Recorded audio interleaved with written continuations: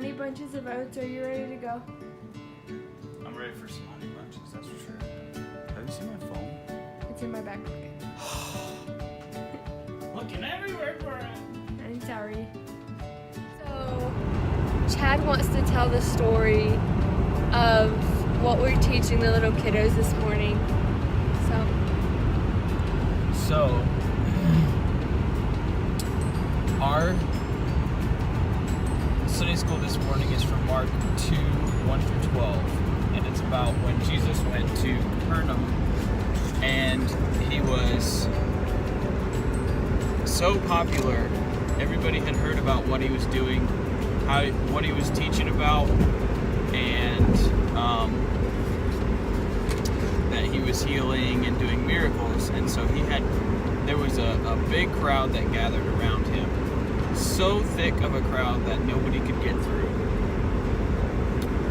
And there was this lame man, and he had heard of Jesus and what he had been doing, and so this was his chance to be healed and to have a normal life. And so the men that would carry him around on his mat brought him to Jesus, but the crowd was so thick they couldn't get through. So they went onto the roof, and they took little pieces of the roof apart so that they could get inside. And they lowered the lame man's mat down to the feet of Jesus. Jesus saw their faith and saw the need that was presented before him.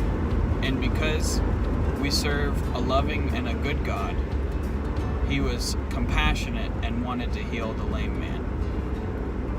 But he saw a need greater than the man's legs. And so he said,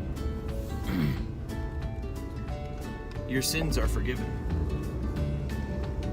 Now this was very controversial at the time because only God can forgive sins. And the leaders and the teachers in that day, called the Pharisees, didn't think that Jesus was God. They didn't know that he was the Son of God.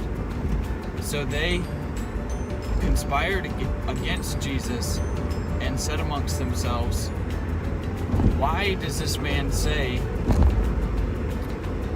that your sins are forgiven? Only God can do that." And so Jesus, knowing what they were saying amongst themselves, said to them, "Is it easier to say, 'Your sins are forgiven,' or 'Pick up your mat and go home'?" So he looked down to the lame man and he said, "Get up, pick up your mat and go home." And immediately the man was healed, and he got up and walked out. Through this story, we learn a lot about Jesus, about what he sees, about what he knows, and about the kind of man that he was. He wasn't a man that we see a lot of times nowadays, to where they're just doing things for popularity or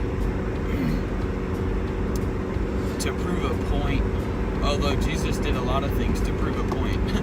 But his point was just and righteous and true, that he was the Son of God, and he did a lot of things to show people that he was the Son of God. But his ministry was about compassion, about love, and about meeting the needs of those around him, all the while showing his power and the power of God, and that he was God. And I think that that's a very powerful message, and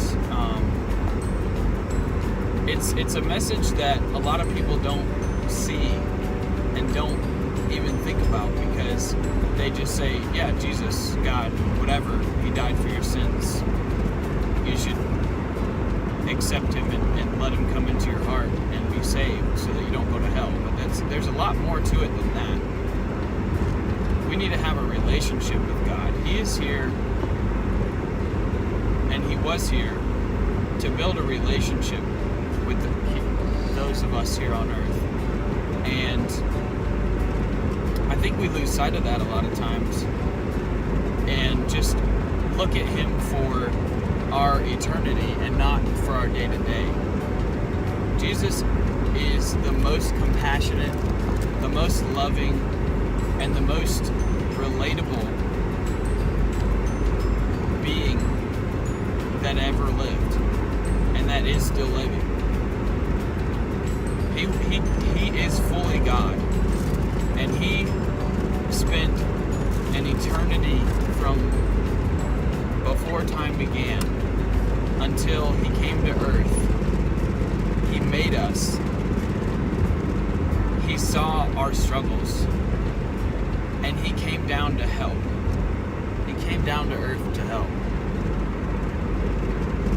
And he didn't stop helping after he died. He died and was buried. 3 days later, he came back to earth to start Christianity. Christianity is,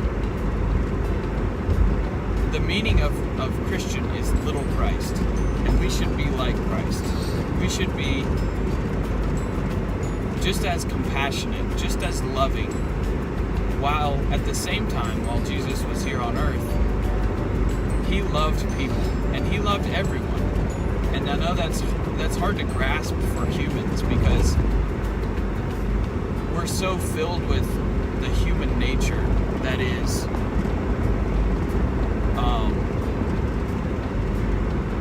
it's very subjective. And Jesus was so open to people. He ate with sinners, and he spent time with people that were outcasts and people that saw others as cheats and liars. But Jesus said, I came to seek and save that which was lost.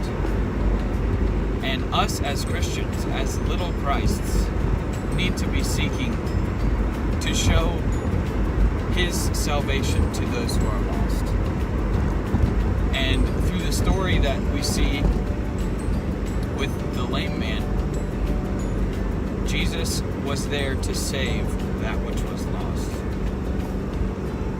And like I said earlier, it's not just for eternity, it's for our day-to-day. And I think that's awesome. Good job. Thanks. I like your explanation better.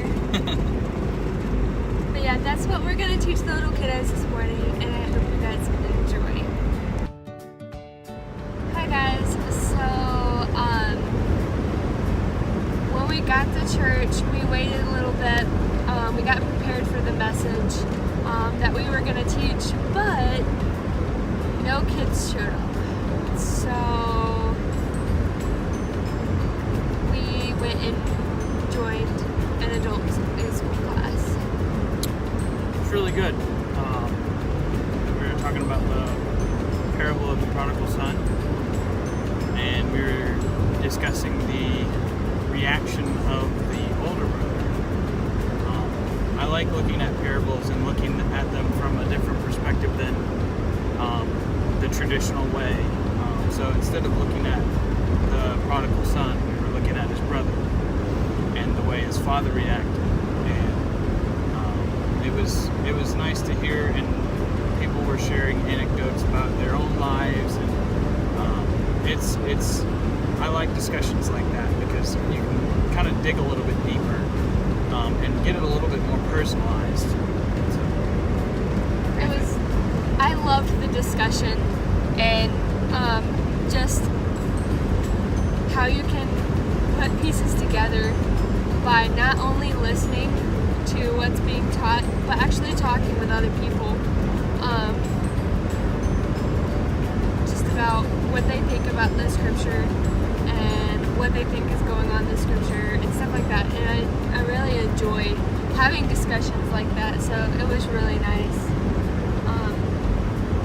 But we just wanted to update you guys on that because, yeah. It was a little disappointing, Yeah. but it worked out well.